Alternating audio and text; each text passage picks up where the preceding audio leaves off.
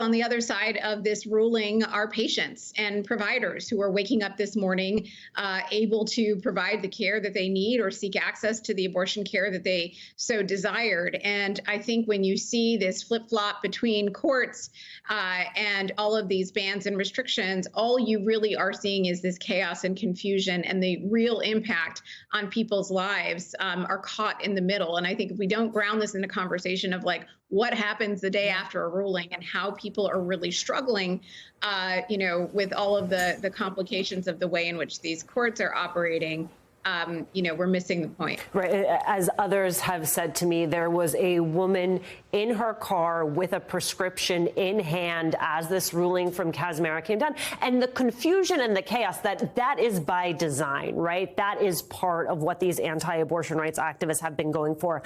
I want to ask you about Justices Samuel Alito and Clarence Thomas. They were in favor of upholding the Texas judge's ruling. And in his dissent, Alito wrote restrictions would, quote, simply restore the circumstances that existed and that the government defended from 2000 to 2016 under 3 presidential administrations. Explain why that would not be the case and why it's important for this drug to remain unrestricted.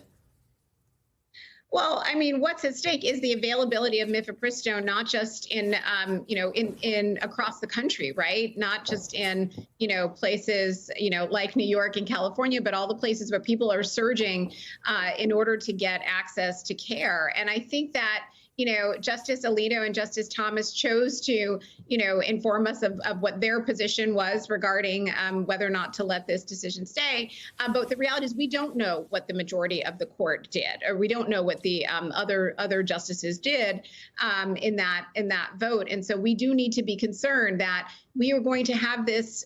This will go back to the Fifth Circuit in May, and the reality is it will probably be appealed again. So the very likelihood that this decision could end up back in front of the Supreme Court within, a year and a half's time is exactly, I think, again, the challenge that when Dobbs' decision came down, the justices said they wanted no part of making these decisions around abortion. They wanted the legislature, the federal legislature, the states to make these decisions. And in fact, what they've done is they've relegated policy decisions about fundamental freedoms to the states and now to these judges that are able to make decisions about who is free and who isn't. And I think we should never have been here in the first place, Alicia. That's the point.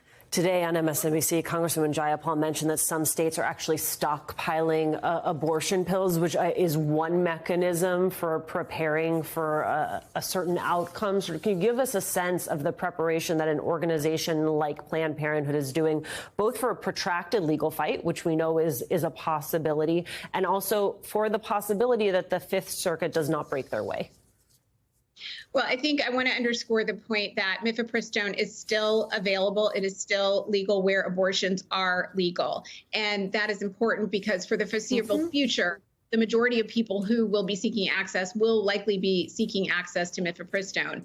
Our health centers are making their own operational decisions, of course, by state, but they are prepared for all of the protocols involved, whether that's a misoprostol only regimen, a mifepristone regimen, surgical abortion, all of those places. And if someone needs access, they should go to abortionfinder.org to seek access and information based on where they are in which state. And I will add to that analysis the fact that mifepristone, as you and I both well know, is also used in cases of miscarriage. You say over and over again, abortion is health care. These moments are reminders of just how true that is. Alexis McGill Johnson of Planned Parenthood, thank you so much for your time.